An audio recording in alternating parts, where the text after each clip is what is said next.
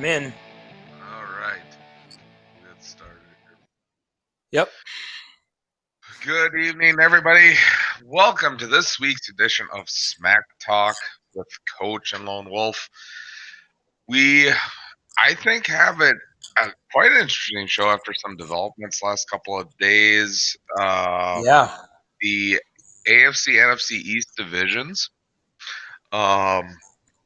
So I kind of figured we finish with the West Divisions next week because that's where the conference champions are out of. Yep. And so this week, next week, and then we take a little hiatus from the NFL until around the draft. So we'll have to get our fix here because March is going to be basketball, more basketball. I have a feeling. That's right. Lots of basketball. Yep. So, why don't we start with the AFC East? Sure. Because I think some of the stuff I was reading and looking at really could make the NFC East, I think, a little interesting division to talk about. Sure. Yeah, definitely. So start with the let's just start at the bottom of the AFC East because let's be honest, the AFC East for years has just been kind of the Patriots, and then the Patriots. Yeah. Yeah, it's a dumpster fire division.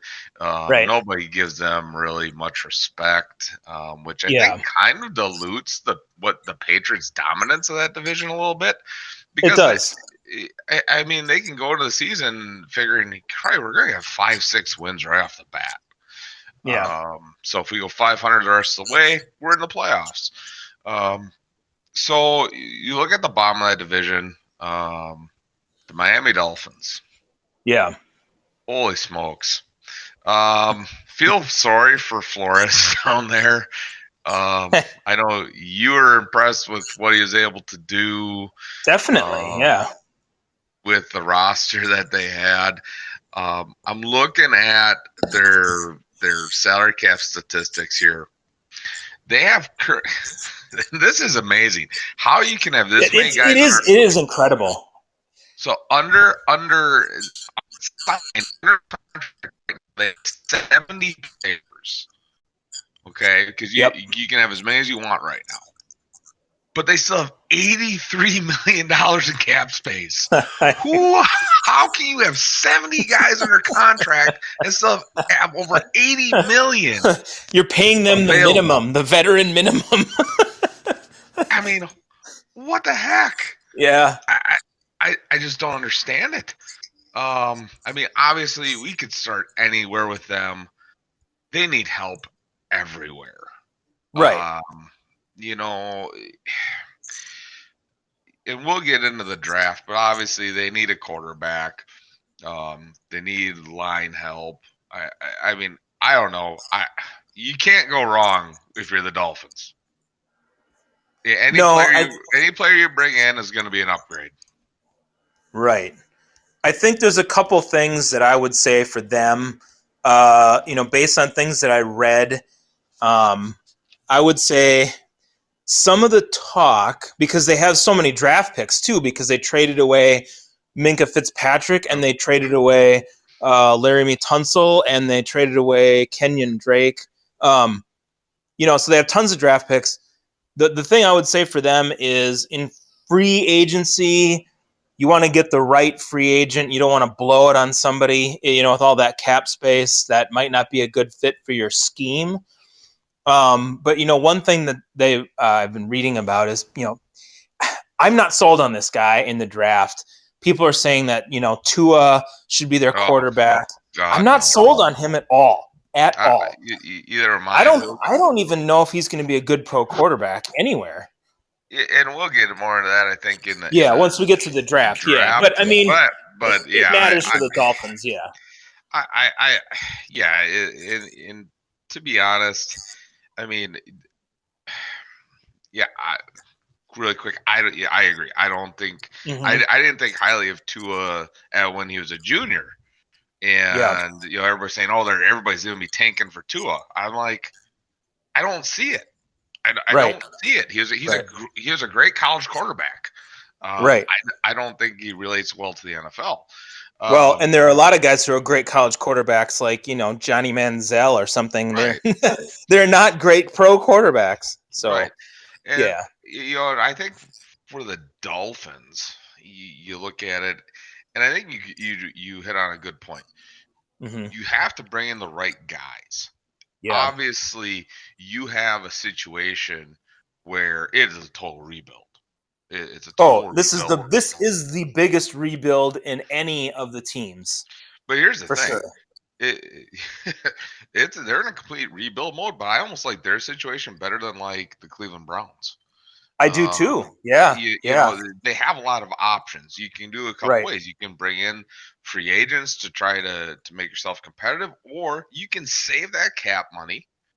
Yeah. Bring in young guys, build through the draft, and so when you do find those star players, you have the money available to pay them. Now, I almost like that better. In a way. And from football people, that that makes sense to do it that way. Not going to make fans happy because you're going to stink for a couple of years. Yeah. But do you want to have one or two really good years or somewhat good years and then stink again because you don't have salary cap space? Or do you want to have a couple lean, poor years now and have a run of 6-7 years where you're good? You know, that's what you got to look at it. And hopefully the Dolphins get it right because I'd like to see them right this ship. Yeah. You know, I mean, holy cow. It's been way too long since they've been a viable team. Yeah. And that division needs a second viable team. I know the Bills, we'll talk about the Bills in a little bit here. Yeah. And they took a jump, but can they sustain it? I don't know. Right. And but the Dolphins, that division back in the 90s. Yeah. The Dolphins were good. The Bills were good. The Jets were good. And the Patriots were only the only bad team in that division. Yeah. Much different landscape now in that division. Yeah. It's amazing to me how, yes, the Patriots dominated that division, but for how many years were all those other teams just really not good? I mean, the one year that the Patriots lost that division, there were two other teams that went 11-5, and the Patriots went 11-5. Didn't make the playoffs that year, but it was the Tom Brady injury year. Right. But I mean, that was about the last time that you had three teams that had a winning record out of that division. It it was odd how bad those other teams have been when the Patriots were good. There might have been like one other team that was good, but a lot of the other teams were just bad. Well, and the other thing is that second place team was good because the other two teams in the division were really, really bad. Right. So horrible. That's why it's like, when you had the Bills going 8-8, 9-7, nobody gave them really a lot of credit because 4 of your wins were from teams that had combined 3 wins. Yeah. So, it's one of those divisions that used to be the gold standard in the league. And just the last 20 years, one team. it's just stunk. Yeah. So I think for the Dolphins, I think what they should do, though, I mean, if they have some cap space, which they have more than enough of it, they may end up having, and if they cut some people, I was reading some things today about, they could cut a couple guys that are underperforming, and I think they should, and they would have even more cap space if they make a smart kind of can't miss free agent signing. Like there's a couple of offensive linemen out there who, like Conklin from Tennessee or something, if they bring in a guy like that who's really a can't miss, you probably aren't going to overpay him. You bring him in, it's an immediate automatic upgrade to your offensive line because it's not good. And if they do that and then maybe save some of their cap money, well, then they get a really good free agent, and then they have more space to maybe do that again next year. And they build, like you said, through the draft because they have so many draft picks. You're not going to hit on all your draft picks. Nobody ever does. But, you hit on a couple of them and you're in good shape. And, they really need everything. I mean, they need edge rushers, they need skill position players. I mean, they need a quarterback. So. Right, but with the lack of talent on that roster, they still weren't the worst team in the league. No, so like that's you saying said, something. That's why I like him. Yeah. You said Flores. You were very impressed with his job down there. Down in Miami. Yep. So let's move to. Let's see. We got the Dolphins, Jets, Bills, Patriots. Yeah. So the Jets, I think they took a step forward. I still don't know. I think they made a big mistake signing Le'Veon Bell. Yeah, definitely. When a player holds out because of a contract and sits out for a year and basically forfeits money because he thinks he's worth more and then doesn't get that money, that's a red flag for me. I would not have signed him. Now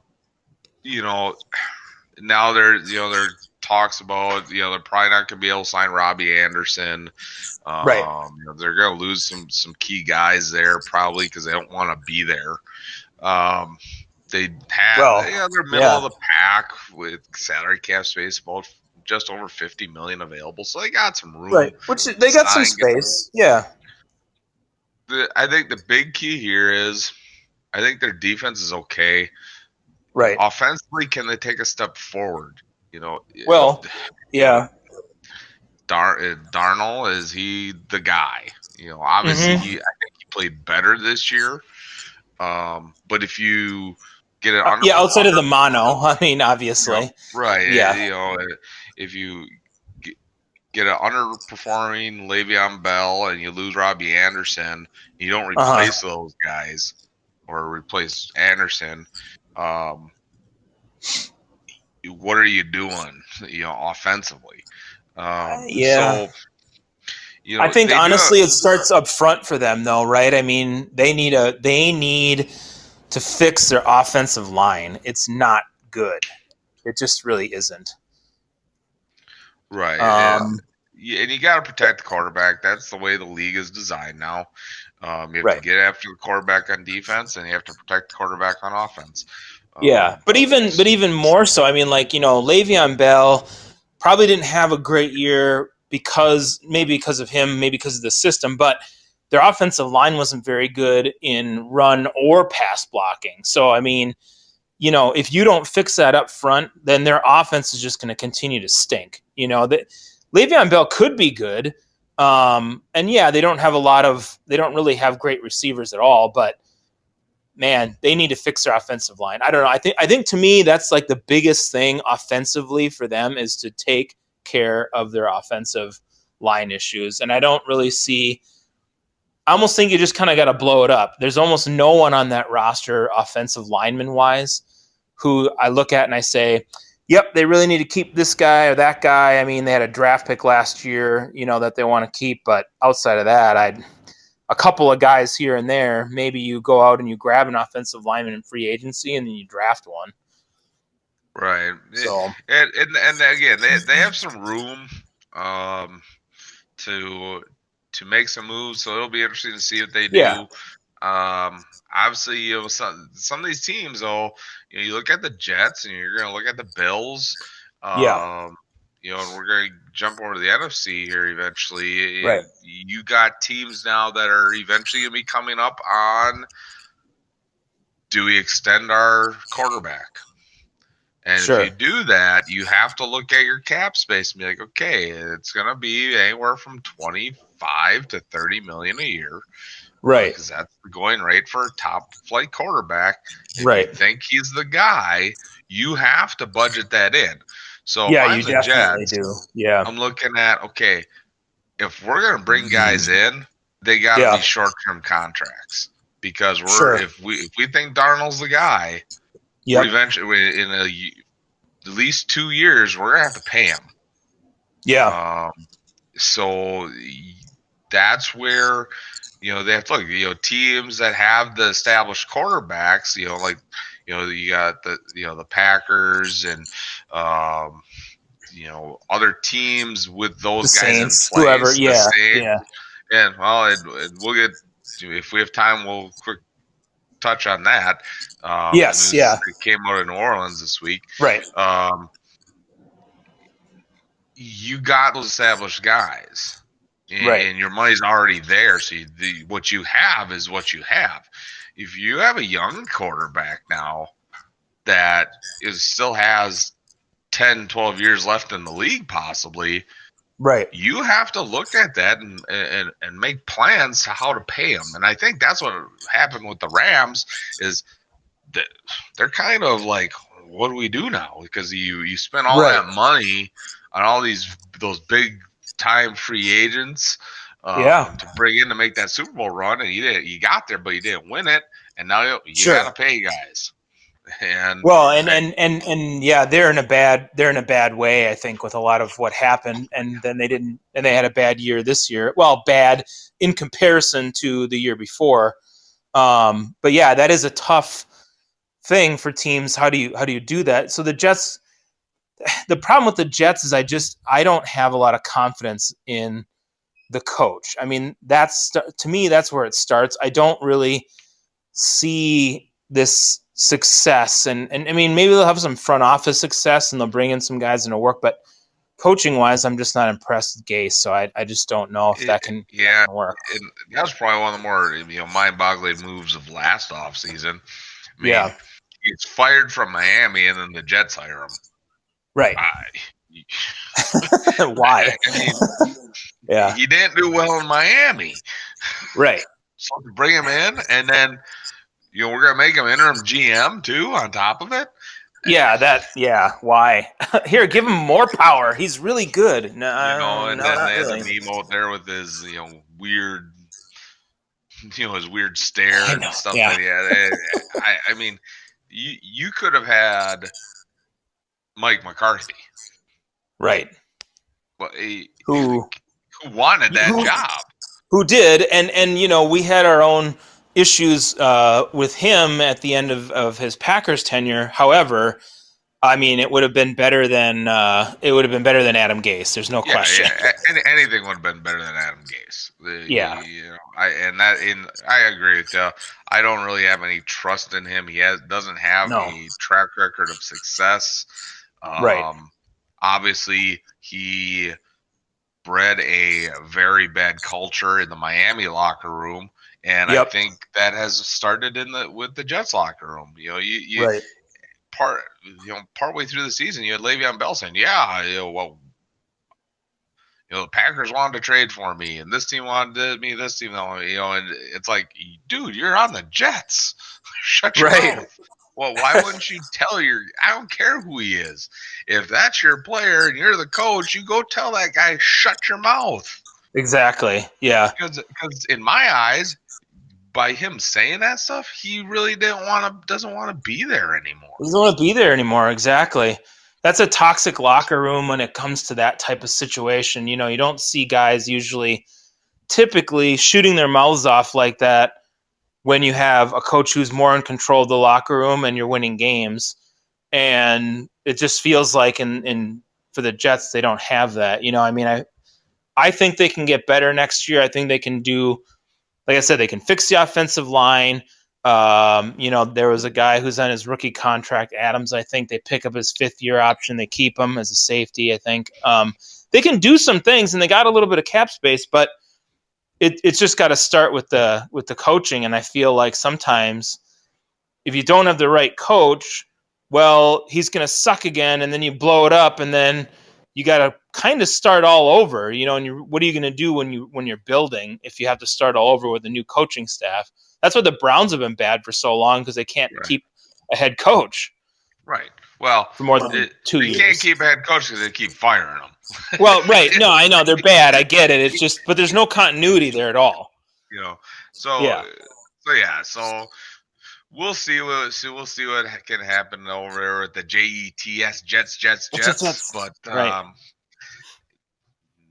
I don't know. I kind of almost like the Dolphins better than the Jets. I do too. Yep. I'm higher on their coach, and they've got a lot more cap space, a lot more draft picks, a lot more upside, in my opinion. So we'll go over to the Buffalo Bills Sure. playoff team. Yeah. Yep. And First time in a while. This was very surprising when I was looking at this. They have over 80 million available in cap space. Yeah, they got a lot of space. Yeah. And they were a pretty good team. They were. Yep. You know, again, now you got your quarterback again. Mm-hmm. You're in now. You got to start sort of thinking long term. Because he's proven he can get your team to the playoffs. So you have to start planning for the future. But they have money available, and they have space available to re-sign guys, to bring in a couple of playmakers on offense. Because I think their defense is actually pretty good. It is really good, I think. Yeah. Yep. You know, well, they let Gilmore walk, and he went, to the Patriots, but they picked up Tre'Davious White, and that guy is a lockdown corner. I mean, they scored there, and pick up a 5th-year option on him, and you're set at corner for several years. I mean, I think they really do. Yeah, they have a lot of pieces there. They have a good defense. Yeah, so I think they're sitting really, really well. And I think they do need to find a couple playmakers offensively. I really think they need an explosive running back. They need to find a couple of guys that can stretch the field. But because they really didn't have that. Yeah, what they had, I mean, they did very well with what they had offensively. Mm-hmm. And depending on the moves they make, and depending on what happens with the Patriots, I might look at the Bills winning that division next year. It's possible. It's very possible. Yeah. Yep. So we'll see. Well, and I think they came close in their games. It's not like they didn't. Both of those games were close. I remember watching the first game between Buffalo and New England, and their defense was good enough to lock down the Patriots for the most part throughout the game. But you hit on it about offensive playmakers. They just didn't quite have enough on offense to do what needed to be done to win the game.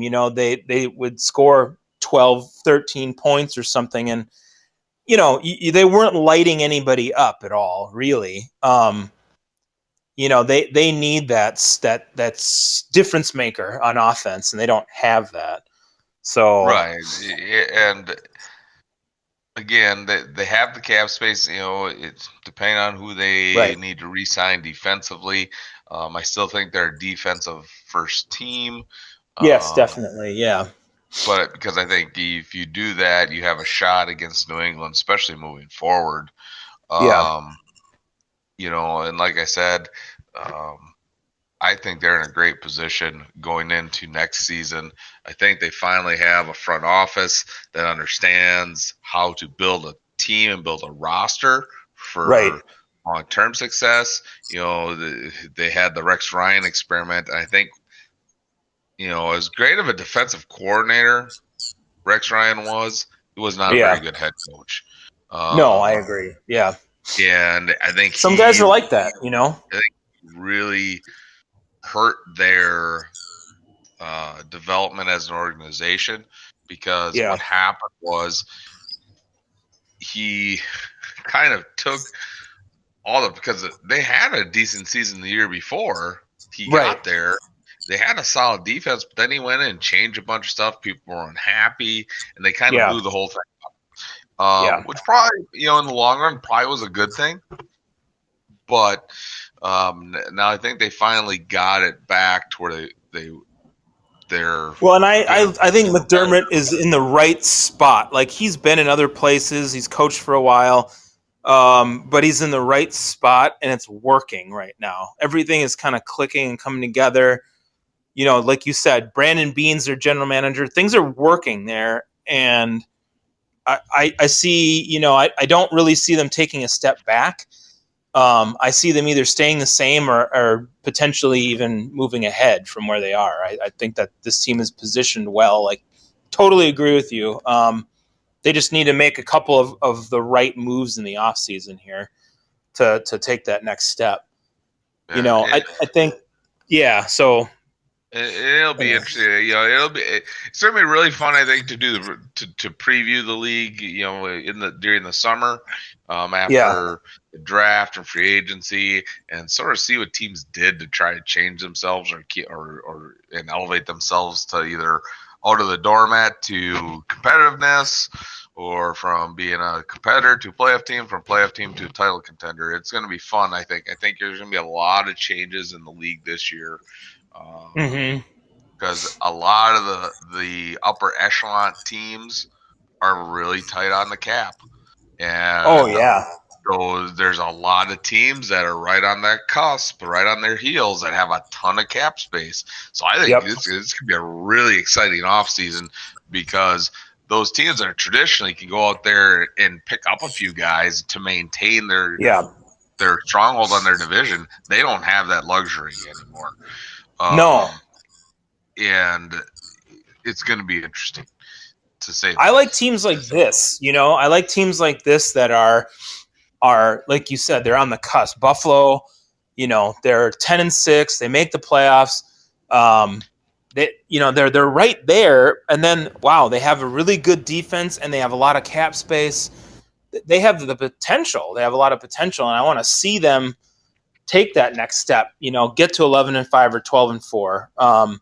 And they've got the money to be able to re-sign a couple of these guys on defense, like a Deion Dawkins. They can re-sign some of these guys. Not sure what they're going to do exactly. They'll be a little creative with that, but they have opportunities to be able to do that. They have the money to do that with the people they have, and they could probably go out and get an offensive playmaker somewhere, either in the draft or if they have the money, if they find the right guy to bring him in.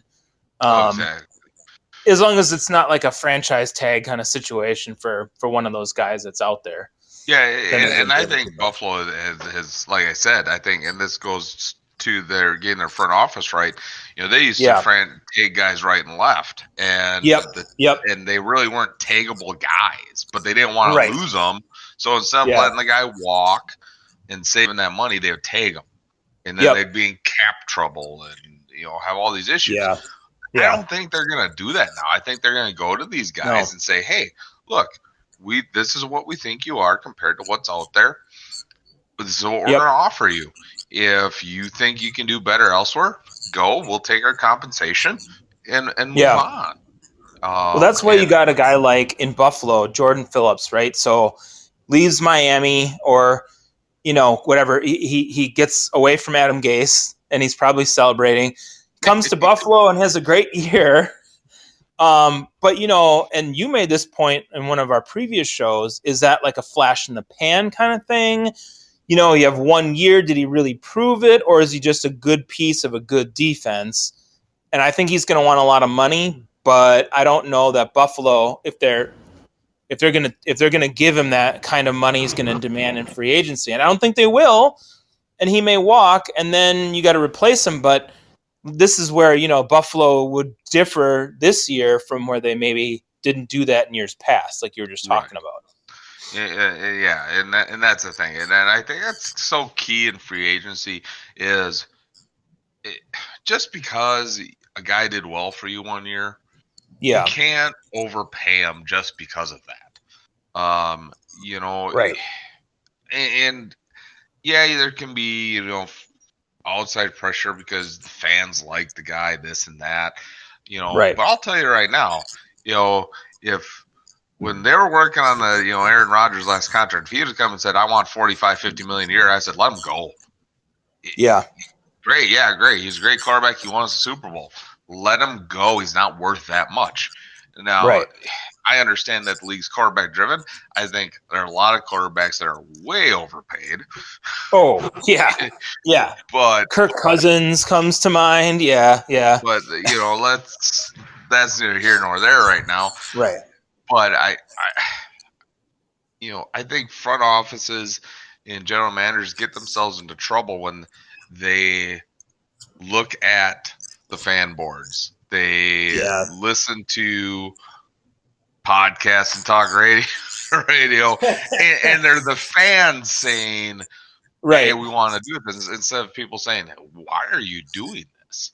Okay, right. I mean, here we're doing this podcast. What I would say is, if a general manager were listening, which that'd be awesome, but I would just tell them, I don't care if I'm a fan. I want you to do what's best for your organization to win, and I want to see a product that's winning more often than not. So you make the right football move, not the fan move, just because it's a flashy pick or it's a flashy signing.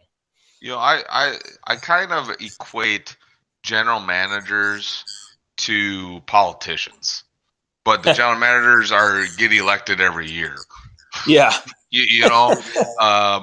And they bow down to those pressures to sign certain players or certain types of players, and they'll overpay and reach just because people think that they're the missing piece to the puzzle, instead of making the logical, smart decision, talking to your coaches, talking to your scouts, saying, "Hey, is there a guy that could do the similar things, but we could get cheaper?" Sure, right, exactly. Because I'll tell you right now, okay, you might find a guy that has the same kind of talent set, right, but may not be as good, but sure, a lot cheaper. Why wouldn't you take them and just develop them, make them a little bit better? That's why you hire the coaches, right? And you hire the coaches and you trust them, right? You're supposed to, so because you brought them in, so yeah. So again, I like the position the Bills are in. Yep. It's going to still, as all the teams, we keep saying, it's a wait and see type of thing. It is, with the NFL, because you just never know. Right. I mean, we talk about all this stuff, but then you never know what's going to happen in the draft, and then injuries, and then next year happens, and then and we don't know what the general managers are actually thinking, and what the agents are talking about, things like that. So, everything we could be talking about, we could be totally wrong, and but hey, that's the fun of it. We get to talk about it. Yeah. So then I think we'll move on to the last team, which is the New England Patriots, right? So we'll get into that here. Yeah. Wow. So one thing is kind of dominating the headlines when it comes to that. Right. The big thing is what's going to happen with Brady. Right. And Bill Belichick's a smart guy. Yeah, definitely. And, I would love to. He's one of the guys that I'd put on that on my list of guys I'd love to just sit down and meet and talk to. The former school that I coached at, the head coach there was the NFL high school coach of the year when the Super Bowl's down in Arizona, and he was at the NFL Honors Awards banquet and actually got to sit by Bill Belichick. Wow. And talk to him. He says he's one of the most amazing guys to talk to. So I'd love to meet him. But I think he's just letting this thing play out. I think he has a plan in his head. And, Robert Kraft is probably going to go to Tom and say, what will it take to have you come back? Right. I think Belichick's sitting at his house saying, I don't want him back. Oh, I agree. I wanted Jimmy. I didn't want to bring him back before. Right. I think it's time to done move on and move forward. And I think if you're a New England fan, yes, I understand. He's won you so many Super Bowls and this and that. Every era has to come to an end, right? I mean, that'd be like in a couple of years when Rodgers is getting up there, that we just want to hang on. You have to move on. And at some point you have to. And age showed last year with Tom Brady. No matter what anybody says, it definitely showed. He's not the same quarterback. He doesn't have the same talent. it showed that unless you give him talented players around him, right. he can't do it by himself anymore, Yeah, which he is can't fine. carry it. It's not a knock Sure. on him. It's just No. the progression of an aging player, Right. So I think the New England, it's time for them to move forward. Yep. It's a perfect timing for them to move forward. They got to rebuild the whole offense anyways. They don't really have many playmakers there. Their defense was good, not great. Yeah.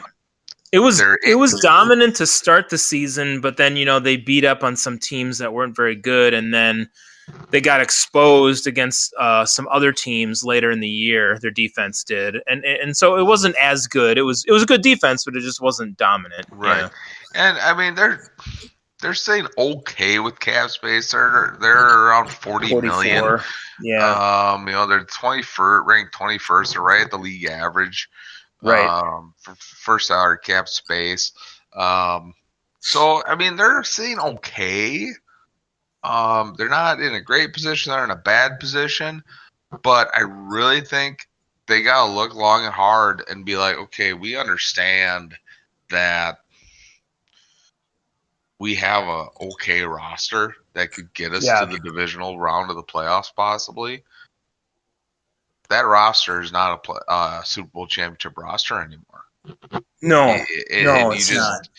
You have to look at that, and I'm going to tell you this. I think if Robert Kraft somehow convinces Tom Brady to come back to the Patriots, I don't know if it would happen this year, but next year, Bill Belichick's no longer in New England.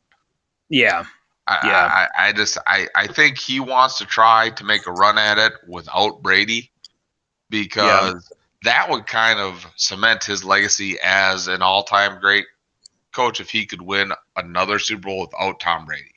Because I mean, he already is kind of there forever, right? Yeah, I mean, he's kind of already there in terms of he's won so many championships. He's in that top 5, right? So I mean, if he won one there, then do you say he's the greatest coach ever? I don't know. I mean, I just think from an ego perspective as a coach, I know. Yeah. You want to try, everybody's saying, oh, him and Brady. Right. I think he wants Belichick and Brady. Yeah. I did it without him. Right. So I think time for them to move on. But we'll see. I absolutely think so. And I agree with you too. Belichick has a plan in his head. He doesn't say anything and he doesn't do anything. I mean, he won't come out and ever tell. He doesn't do that in his press conferences. He's never going to say, this is what I was thinking about it. He has a plan in his head and he's not going to say anything until he does it. So, we'll speculate, but I don't think he wants Brady back. That's my feeling. And I don't think he's going to be back in New England next year. I don't. Yeah, either do I. I think he has it in his head too. Like I said, I think it'll be for the Patriots. Patriot fans won't like that, but I think if they are more concerned about their team, it's time to move on. Then, it's a good thing. Good thing for the organization overall. Yep. So there's the AFC East. I think my favorite as of right now for next year is Buffalo. Yeah. Then it's slot New England in second, followed by the Dolphins and the Jets in the South. Yeah, I would agree with that. That would make the most sense to me. And just for the New England, just one last point. The hard part for them is they have a lot of guys on the defensive side that are free agents.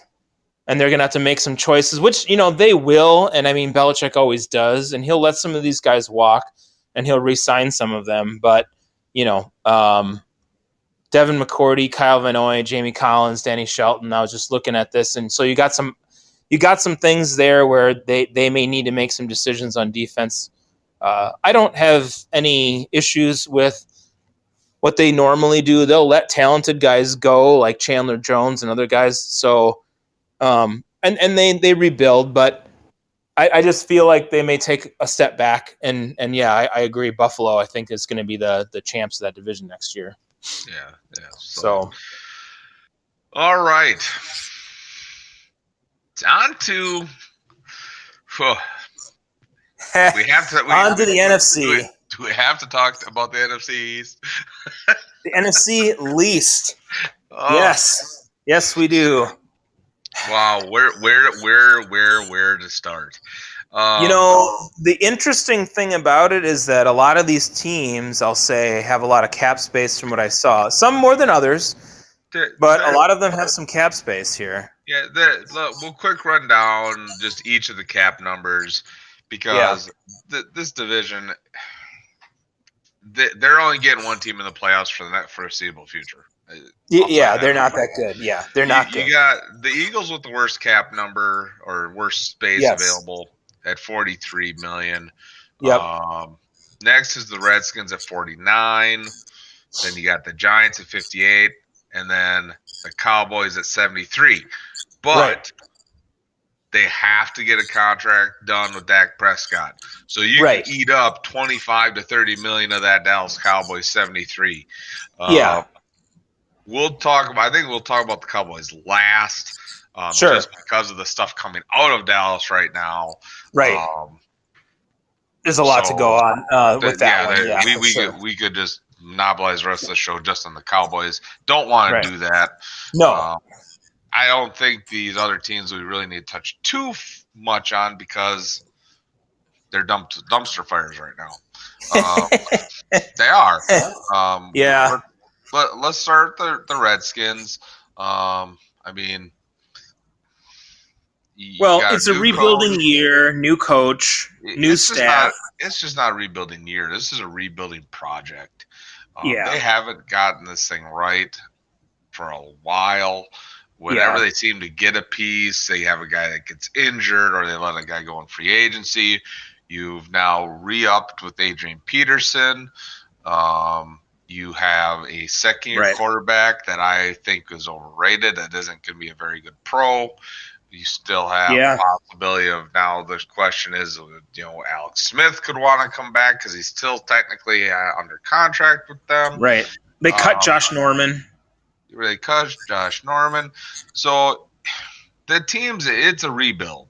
And it's more than 1 year, I agree. And they don't have a ton of money to spend. So and let's be honest, the reason they're in a rebuild mode because Dan Snyder's not patient enough to let the coach and the GM do the job of rebuilding. Right. Yes, that's the major problem. Yep. They get halfway through the cycle and then he fires everybody. Yeah, I know. Yeah. And then they want different players and they're right back to the beginning. Right. It's another classic organization that the owner gets in the way. And I hope that this show catches on and the owners hear me ripping them new ones in and out. Because I swear, these struggling organizations, the first thing you look at is the owners. It's the owner. Yep. Get your nose out of the business of the football operations. Right. You aren't good at it. You're the owner. Pay the checks. Let the GM and the coach do their job. If they don't do the job, then it's your right to fire them. But until they prove they can't do the job, sit up in your luxury box, make money, pay people, and leave the football to the football people. Get massages in Florida, Robert Kraft, That's what Robert Kraft does for the most part. Right. He just sits up and accepts the winning. Dan Snyder thinks he's a football guy. I'm sorry. You've been to the playoffs how many times in the last decade? Once? Right. Twice, maybe? Yep. Right. It's one of those organizations. Maybe once. It's just, it is exactly that type of organization. And until the owner realizes that it might, just be this way all the time, he just needs to step out of the way and let the football guys do their job. And if they're not, like you said, cut them, get rid of them, let them go. But give them the power. That's why you put them there, to make those decisions. So that's the Redskins. In a nutshell. Yeah, I mean, look, it's easy, So for me, I look at the Redskins and I say, okay, they're gonna probably draft Chase Young at the number 2 spot. They already have what they deem right now as their quarterback of the future. Whether we agree with that or not, I'm not sold on him either. But their secondary is awful, so they either need to go out and get somebody in free agency, which there's a couple guys out there, like a James Bradbury or something, or they draft there. But they're just not that good, and you are right. It's not a rebuild 1 year. It's a rebuild 2 years, maybe more, depending how it goes. But, then there's no patience, and then Dan Snyder fires everybody, right. And then we start over again in a couple years. Back. And then you get the people come out and say they need to change their name. And, it's a vicious cycle over in DC. Feel bad for the Redskin fans. Yeah. Because I don't think it's going to be that much better next year. Sorry, Washington. Yeah. I want to skip over the Giants because it's the Giants and talk about the Eagles because I think that it's pretty cut and dry there. I think their nucleus is intact. They got about $40 million or so in salary cap space. Sure. I think they have to address their defense. I don't think their offense was really the issue there. I think they got some talented guys. They had a lot of injuries this year. That's the real issue. Yeah. I think they're sitting pretty well, actually. Mm-hmm. They started out slow again with injuries, things like that. But they were able to overcome that, win the division. Sure. Yep. You got a little bit of cap space to re-sign some guys, maybe make some upgrades here and there where they see that they may need. But I don't see any reason why they won't be back in the conversation to win that division. Partly that's the division, too. Right. But, I think Peterson's a good coach. I agree. To pull that team through what they were going through at the beginning of the season, they could have easily folded. They could have. Yeah. Yep. And they didn't. I'm still kind of on the fence with Wentz. He's been a little too injury prone. Right, and that's what I was going to say. Not talent-wise. I think he's really talented. I just don't know if he can survive a whole season. Yeah. So, yeah. So do you see a reunion with Nick Foles back in Philadelphia, or do you think the Jaguars aren't going to cut Nick Foles yet? No. Yeah. I don't know. Nick Foles is not going to go back to Philadelphia. I think that would be a perfect fit for him as a backup to Wentz, though. That's where he excelled. I think if he gets cut by the Jaguars, he's done. To be honest, he fits the system, though. I think fits the system, but I think. If you're Philadelphia, you try to identify possibly either a young guy on the roster or pick up a young guy just to develop into a backup role that can get you 3-4 games in case Wentz gets dinged up and has to rest. I don't think you go and put major money into a backup quarterback. Foles is if he gets released, is going to want a ton of money. He'll want more money. To be a backup quarterback, and I just wouldn't say it. It worked out 1 year. It's kind of a lucky thing. That was a really talented roster.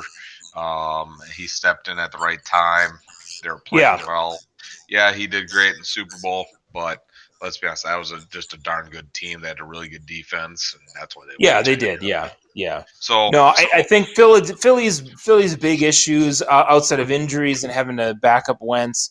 Corner was just really bad in Philly, as it was with a lot of other teams in the same division. But, they will have to kind of shop around to see what they can find, but they need help at the corner spot. Absolutely. And they had a lot of disappointing guys. Yeah, they had a lot of injuries, but, like you said, Peterson's a good coach. He pulled this together. They still won their division. Good, bad, or indifferent, I don't care. They still won their division. So that's what matters in football, right? You go out and you win. So if you win your division, you had a good year. It is what it is. You just did. So, The only other thing I would say for them, at receiver, they had a lot of injuries there. They might want to add a piece. Probably not in free agency. They might target that in the draft. They just don't have the money to go out and get a top tier guy. They might be able to bring in a guy who is a lower tier guy, but then you're not really making an improvement. So I see that maybe they target that in the draft. Right. Yeah, give once a couple more, options for weapons. And see what happens there. But I do like the Eagles overall. They're a well-ran organization. Another team where the owner's visible but doesn't insert himself into football operations. Right. There's a theme. Yep. There's a theme here. So take a ticket, figure it out. Look at Jeffrey. This is what he does. Yep, exactly. So we'll move to the Giants now. Sure. Oh my God, the Giants. This team is just a disaster, in my opinion. Exactly. Yeah. You look record-wise, they're not the worst team in the league. I think they're the worst team in the league. Yeah. If I'm Saquon Barkley, I want to get out for a trade. Yep. There's no path to being good here right now. There's really not. I'm not sold on Jones as your quarterback. Right. Not sold on him. He did okay. All right, fine. Yeah. Not sold on him. Right. You got Barkley, because I'm telling you right now, if I play the Giants, I'm putting 8 guys in the box say Daniel Jones beat me. Yeah. Who do you have? You have a bunch of guys that are walking around on crutches at receiver because they're hurt all the time. Yeah, I mean, who is your best receiver? Shepard Smith or? Yeah. I mean, Shepard. Yeah. I mean, holy cow. Your offensive line is patchwork. Your defense overrated. You have a lot of guys tied up there. You traded your best corner Apple to the Saints. Trying to acquire draft picks. You're sitting there at $58 million in salary cap. That's great. You don't have to pay your quarterback because he's going to be a second year and he's a subpar quarterback. But Barkley is eventually going to come up for a contract here. He's entering year 3 now? Yeah. And he's going to want his money. Running backs don't last that long in the league. And I'll tell you right now, if I have any say with Saquon, I'm telling him, you need to get the heck out of there. Get out of there. If you don't, by the time they're good, they're going to release you. Yeah, because he won't be in his prime anymore. Yeah. Right. And so and I'll tell you right now, there's teams out there that give up 2 first-round draft picks for him. Yeah. I don't think that'd be the right thing, but I think they would. I'm not saying it's the right thing to do, but there are teams that would. So. And the problem here is you have an owner who, great family, who does leave the football to football, but Dave Gettleman, man, this guy, he is a bad GM. Hey, you know what? I want what he's taking on a daily basis because, oh my Lord, he is out to space. Yeah. I mean, he makes weird comments. He's just making terrible maneuvers, and you can get rid of. This is what I don't get with these organizations, and we're going to go over time today. I don't care because it's fine. These are some good conversations. Yeah, we got to get it in. You have teams that rehire. Fine, you want to rehire a coach. Retread a coach. I'm okay with that unless it's like their 3rd or 4th job. Sure. Yeah. But retreading general managers that have not produced a Super Bowl championship elsewhere, why? Or even a good product. Automatically going to figure out how to make draft picks and sign guys? Yeah. They're doing the same job. That doesn't change. Right. That stuff doesn't change. At least if you're retrading a coach, you're bringing in his system that if you're hoping fits what you have.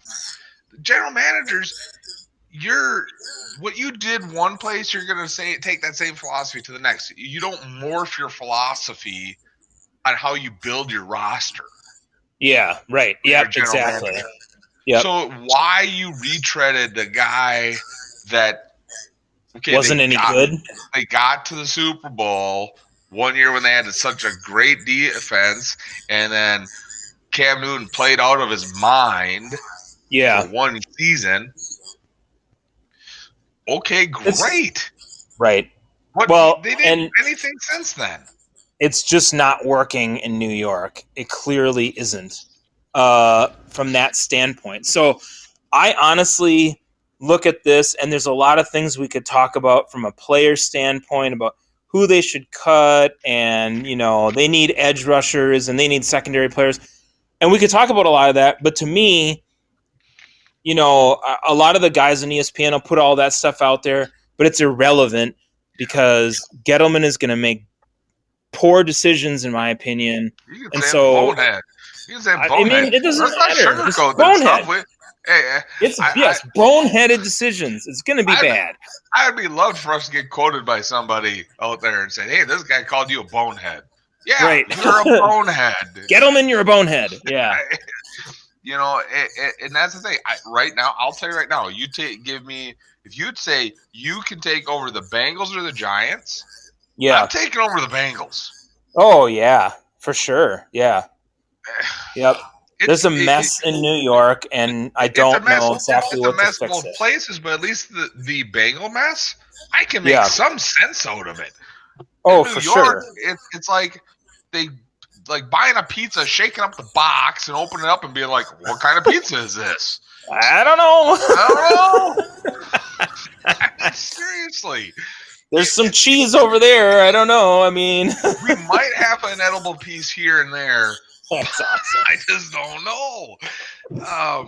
So you know, and it's too bad for them. I think Daniel Jones, to me, I kind of like him.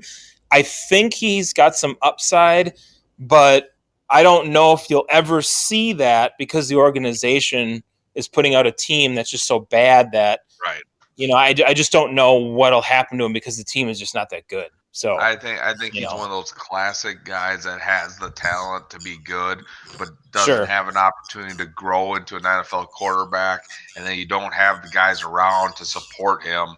Right. To do that development. And then by the time that you get those guys, he's such a mentally broken down quarterback that or physically even. Yeah. And he goes and he's a backup somewhere. It's a classic story in the NFL. Right. That's why I urge, you know, you teams like the Falcons, the Packers, anybody with an established quarterback that maybe have 3-4 years left, find the guy now, let him sit. Yep. Even if you upset people, you know, everybody. Ted Thompson, why would you draft Aaron Rodgers? Right. Why would you do that when you have a Hall of Famer? Right. Yeah. Because this guy's eventually going to retire or leave. You know. And guess what? That's exactly what happened. Oh wow, it's amazing. Yeah. So, I feel bad for the Giants because you know it's good for the league when the Giants are good. Yeah. Yeah, when the Giants, Cowboys, and the Eagles are all good, right? You have just those out east big market teams. Yeah, Mm-hmm. And right now, don't have much. Yeah, I see. You know, this team is like, you know, 3-4 win team again. I honestly don't care. I care a little bit, but I don't care that much about what they do over the offseason because I don't see them making a jump to like 8 wins or something. I just don't see it happening. And if they do, hey, shock me, but it's not going to happen. Right. I don't think. Right. You know, Barkley continues to get dinged up. Yeah. Get out of this, Saquon. Do it. You have a head coach that's never been a head coach at any level. Oh, we didn't even get into the coaching. Oh, it was awful. Awful wide coaches. receiver coach from the Patriots who had one of the worst wide receiving cores in the league. Right. Yep. And you make him a head coach because he had a really impressive interview. And then Jason Garrett is your offensive coordinator. I mean, any respect, what veteran free agent would say, yeah, I want to go play for the Giants right now? And nope. Yeah, that looks like a great situation. Nope. I want no part of that at all. Exactly. So yeah, bad all the way around. If anybody's listening, please get this message to Saquon Barkley. Ask for a trade. Leave now while you still can. Now. Get out. Vegas is a great area. Hey, you never know, man. That'd be awesome. Go to Vegas. There's lots of dumpster fires in the NFC East. Woo. The East is just not good. Yeah. So then last team, the big Texas star here, the Dallas Cowboys. The Dallas Cowboys. So, this is another team. Jerry Jones, shut your mouth. Yep. Shut your mouth. Stop trying to be a GM. If you want to be the GM, fire your GM and say, I'm the GM. Right. But he won't do that. No, he won't. He wants to sit over there and chirp in the corner, and everybody will do his bidding. The last guy. This is the guy who almost drafted Johnny Manziel. Remember, he was kind of flipping out about it. He had to be talked out of it. So, yep. Just keep your mouth shut, Jerry. So earlier in the week, I was looking at reading some stuff, and I couldn't believe this article. I was like, no way this is happening.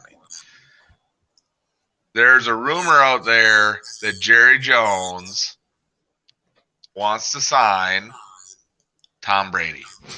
Oh my Why? God. Why? That doesn't even make any sense.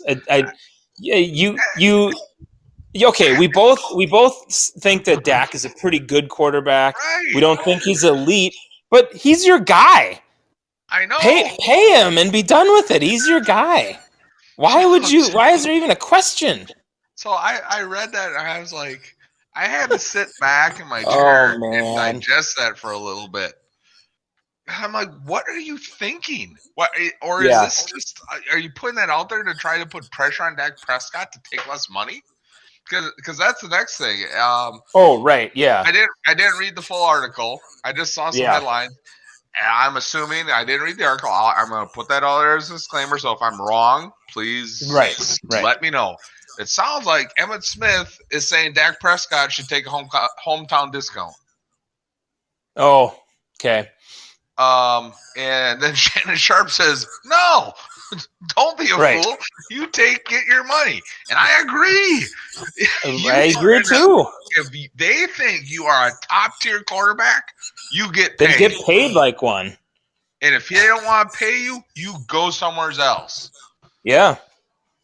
It's plain and simple. Because you can't sit there. They can't sit there and say, well, we don't have the money. You have $73 million available in cap space. You got plenty of money. Yeah, I think this is one of those that they're just jockeying back and forth, but they're going to do the deal. You'd have to just get it done. I mean, the guy's your quarterback. He's the quarterback of your team. You put together a deal and you put him in there and you pay him. If he doesn't quite live up to the contract, well, whatever. But he played pretty well last year overall. So you give him the money and you move on. To me, it's a no-brainer. I don't know. Now, you just need to get it done. And I believe Amari Cooper's a free agent also, isn't he? Or correct. Yes. Nope. So you have to look at that too. How much you're willing to pay Amari Cooper? Right. He's going to demand probably a pretty nice contract. For sure. You still have the money. You have $73 million available in cap space. Even if you say we'll give you $27 million a year to Dak Prescott, right, and $9 to $10 million a year for Amari Cooper. that still leaves you with about $40 million in cap space. Yeah, you still have options and you still have money without cutting anybody or anything else. Yeah. So I don't want to hear any Cowboy fans saying, "Well, Dak Prescott should take hometown discount." No. I hate that. Now, if you are a aging quarterback like Tom Brady or even like Aaron Rodgers, Drew Brees, you may take less money to get one more chance at a Super Bowl. Sure. Then it makes sense to take a hometown discount. Right now, Dak Prescott is on the rise. He's worth the most he probably will ever be in his career, maybe, depending on what happens in the next 4 or 5 years. But right now, hell yes, he's going to cash in. He should. Take your money. You're only in your prime for so long. Right. Get paid. Get paid. Yep. Get that money. The people that say a hometown discount don't understand that. They don't understand that. They don't understand that people deserve what they get paid to do, and you get paid as much as you can. Right. And it's about the market, The market's going to dictate it. People might say, well, that guy's not worth that much. Well, okay. But relative to the market in the NFL for that type of player, if you don't think that guy's worth that much, then you let him walk. But if you think he's your guy and Dak is their guy, then you pay him. Right. And it's not like he's had 1 or 2 okay years. He's had a couple really solid years. Yeah, he has. Yeah. So you got to pay him. You have to pay him. So yeah, lock him up. It'll be interesting to see what happens there. Now, the other thing that I found interesting, and I don't know if you saw this, Jason Witten wants to play this coming season, even if it's not with the Cowboys. Yes, I did see that. Yep. So now, and this is interesting because people are looking at, and then the news came out. Greg Olsen is saying he's going to join the Seahawks, whatever. Right. But you look at like a Jason Witten, and if I'm a team that needs a tight end, I'll go pay him. Yeah. I don't care how old he is. He is still a threat to catch the ball and a great blocker. You look at it, he caught 63 passes last year. That's not an insignificant amount of catches at all for a tight end. I wish we would have had that production in Green Bay. He's 37 years old or whatever, and so he's aging, but man, he's absolutely reliable at tight end. And if you're the Cowboys, you probably let him walk, huh? I mean, you don't. Well, I don't know. I think that's their plan. Right. And I think he said that. I think that story leaked because I think he wants to play for a contender, and I don't think he thinks the Cowboys can get there. Right. So if you're doing that, what teams are you looking at? Yeah. If Seattle's signing Greg Olsen, well, they're off the table. They're off the table. Yeah, there's some rumors, linking the Giants with him just because Jason Garrett's there. And I'm like, that's not going to happen. That is not going to happen. Nobody wants to go there. Not going to go to KC. You got Kelsey. Maybe San Francisco if they lose Kittle. Right. Don't need him in Minnesota. That'd be a possibility. Yeah. Don't need him in Minnesota. Right. Don't need him in Baltimore. Right. Green Bay's a good fit. Yeah. They have some cap space. Yeah. Give him a 2-3 year contract. You know what? Cut Jimmy Graham. Give Jason Witten Jimmy Graham's contract. Oh my God. Wow. We go from an old tight end to an even older tight end. I'll tell you what, though. Jason Witten reminds me of the lunchbox. He kind of does, yeah.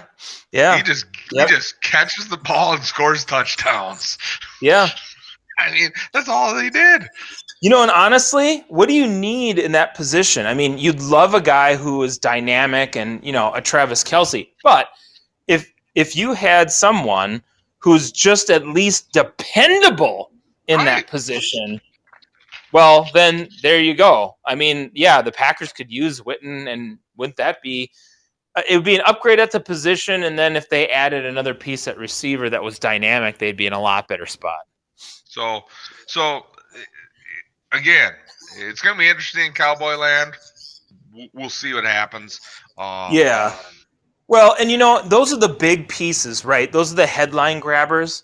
But to me, the Cowboys are going to lose Jones in free agency on the defensive side, and they have some pieces along the defensive line that they're going to have to decide on whether they want to get rid of them or what they're going to do there. They have a new coaching staff. Rod Marinelli's out on that side of the football.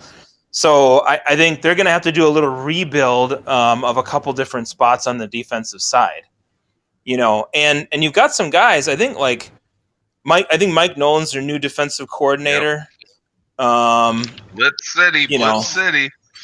Right. Yeah, there's going to be a lot of that, but you got to have the guys to do it, right? I mean, so you need another edge rusher. There's been some talk of Jadeveon Clowney maybe ending up there, but he's been talked about in a lot of different places. He'll get paid somewhere. He'll get a lot of money no matter what. But you need a defensive back and you need an edge rusher in a bad way on that defense because they were not championship caliber. That's for sure. No. So, looking at that division, I think it's pretty easy. Eagles, I'm going to put number one. Yeah, I would agree. The Eagles are number one. Yeah. Even though the Cowboys, I think on paper have some better talent, maybe tier talent. Spots, yeah. I don't think they have an overall better roster. It's the same thing that Stephen A. Smith says all the time. How about them Cowboys? They're always talented, but they can't live up to expectations, and he cuts on them all the time. Right. But it's true. They are. They always have this talent, but they can't get it done. And then I go, I mean, it's a toss-up, but I'll put the Redskins over the Giants purely off the coaching right now. Yeah, I agree with that. Ron Rivera is at least a proven coach. I don't even know. Who, Judge? Yeah, Judge. I think my pinky fingers have coached more games than that guy has. So, he's never been a head coach, that's for sure. Yeah, I would agree with that because Ron Rivera at least can make a Super Bowl. Right. This guy hasn't even, I don't even know. I mean, isn't anything. I don't know. So that wraps up the East Divisions. Now, quick couple of, I guess, the other big thing. Drew Brees has said he wants to make one more run at it with the Saints. With the Saints. So, yes, there's no contract been announced. All indications are that he's going to be back in New Orleans, so he comes off the table. Before free agency even starts, which he can sign a contract with the Saints at any time. There's no, and the only thing that I think that might hold up that contract is if there's roster bonuses, things like that they're waiting to clear up, things like that. But I think Drew Brees will be back in New Orleans. I agree. There's been some people saying that they don't know if New Orleans has what it takes to get to the Super Bowl. So it'll be, remains to be seen. But that was one of those questions. I mean, that's the thing. So you give New Orleans, you give your team a chance to make it back there, and you also give them a chance to find that next quarterback because you're giving them one more year. Right. Because we both thought Teddy Bridgewater was probably going to walk in free agency and land somewhere else. And, he could be one of these guys for one of these teams that we've been talking about. Teddy Bridgewater could be that guy at quarterback for some of these teams that are starved for a quarterback. We didn't really get into that, but I think he's a possibility for some of these places that have, said, I don't know if we're going to make it a quarterback. He could be that guy. He revived himself last year. He could end up going to one of these other places. Right, and I'm pretty sure this says Bridgewater is not going to be back in New Orleans next year. Yeah. If they re-sign Drew Brees, they're not going to sign Teddy Bridgewater because he's going to say, "I know Brees only has a year or two. I want a long-term contract," and they're not going to give it to him. They aren't in a position to be able to do it without they don't have the money. No, another part of their team. So right. That's they're saying win now with Breeze if you can next year, and then if you can't, well then you move on. Whatever happens. So yep. So that I believe that's all the major headlines. I don't know. Let's just quick take a look, see if I missed anything. I don't think so. I didn't really see anything else, and we're talking about it, but I don't think so. There's a lot of Cowboy news all week long. Oh yeah, I mean, there's big headline grabbing from that. Yeah. There's some teams making cuts right now. Jordan Reed is gone from the Redskins. I think we touched on that. Yeah, I mean, we touched on the Redskins, but that doesn't surprise me. He was super dynamic as a tight end, and then he had a concussion, and that was about it. And he's had a lot of injuries. So, and he's still technically in concussion protocol. Yeah, 6 months after he's had so many concussions, I think his career's over. Yeah, I think he's done. I don't. If he signs with the team, then I think it's for league minimum 1-year contract, just to give him an opportunity to see if he can stay healthy. Real quick, that's right. They're working on the new CBA, possibly expanding the playoff to 14 teams, so adding another wild card in each division and adding another regular season game. What are your thoughts on that? Real quick, we're going to be at about 120 minutes, or not 100, an hour and 25 minutes. Not a big deal.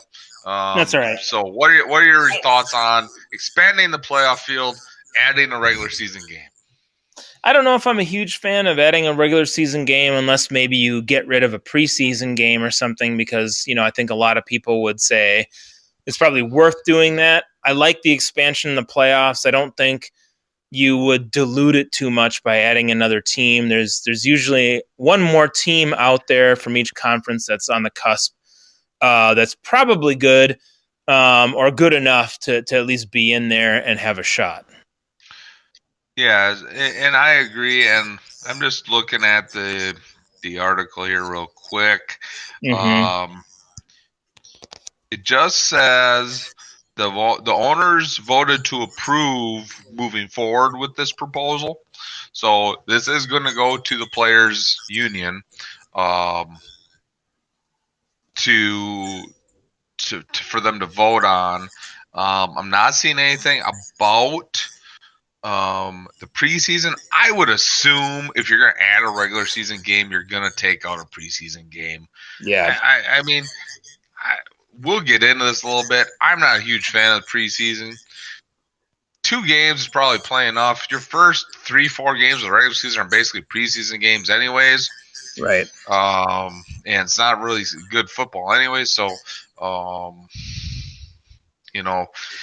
so I would assume that they would take out a preseason game there, and then and actually it says if this gets approved, it says right. So it says ownership convened on Thursday considered the CBA proposal that, among other things, would provide the league the option to expand to a 17-game schedule. So we don't know when that would happen, but it says increase the player share of the total revenue of at least 48%. Okay. And then to expand the playoff field to 14 teams starting this season. Wow. That's interesting. Okay. That's quick. Yeah. That's a quick turnaround, which is I just don't want it to get to the point where it's like over half the league makes the playoffs. Yeah, that doesn't make any sense to me either. That's what I'm saying. You don't want it to be diluted. If we quick look at the standings here from this past year, let's just quick look at it. Like I said, we're over already. We'll take the time. We'll talk about this stuff. I'm sure we'll touch on it again down the line if this actually gets approved. Oh, for sure. So if we look at the AFC, it looks like the Steelers would have been the the Steelers 8-8 would have team qualified as the playoffs. Yep. In the AFC, and then the NFC, it would have The been Rams the Rams would have been the 9-7 team in. Yeah. The Rams would have made it. So deserving teams, it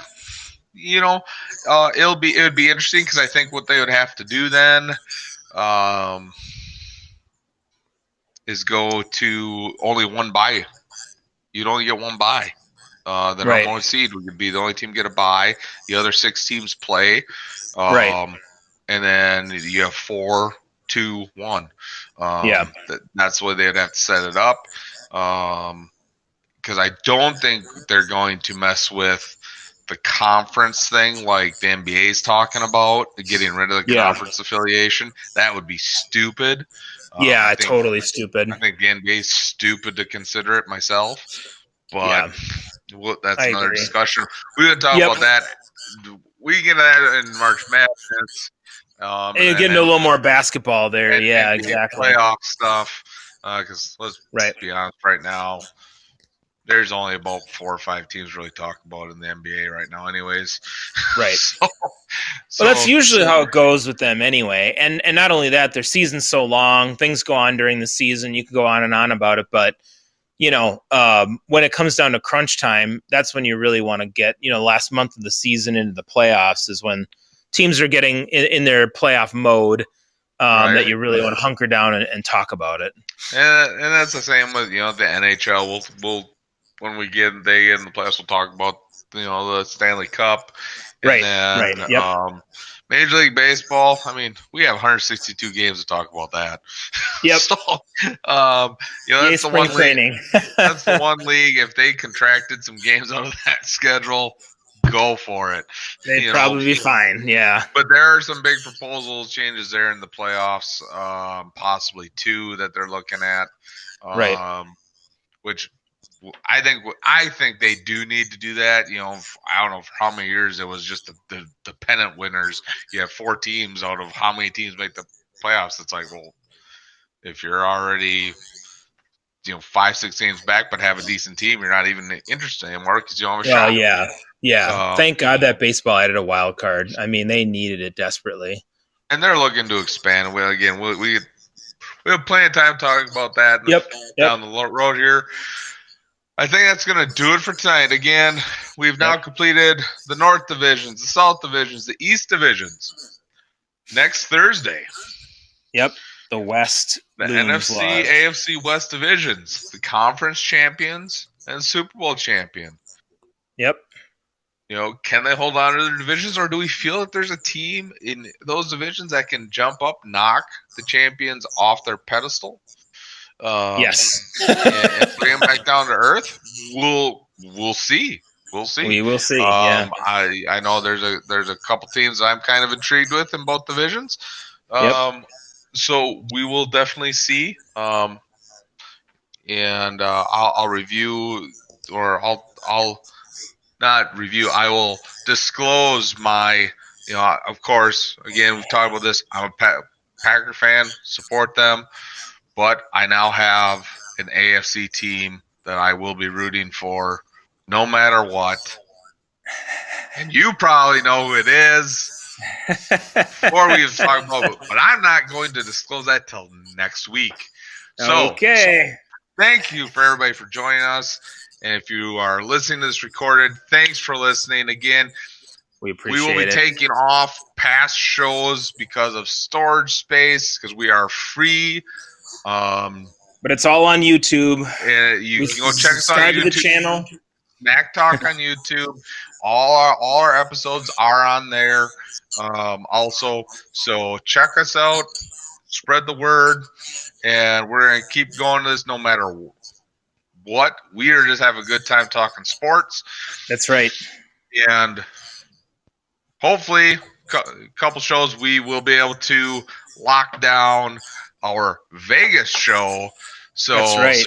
I'm looking forward to that. There are people out in Vegas that actually want to be live with us,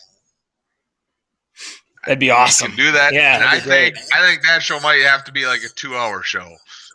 I don't know, man, and we're gonna have to figure out the whole R-rated thing on that show too, because it might get a little crazy. I think we'll be okay with that. We'll be okay. All right. So again, thank you, everybody. Have a good night. Talk to you next week. Sounds good.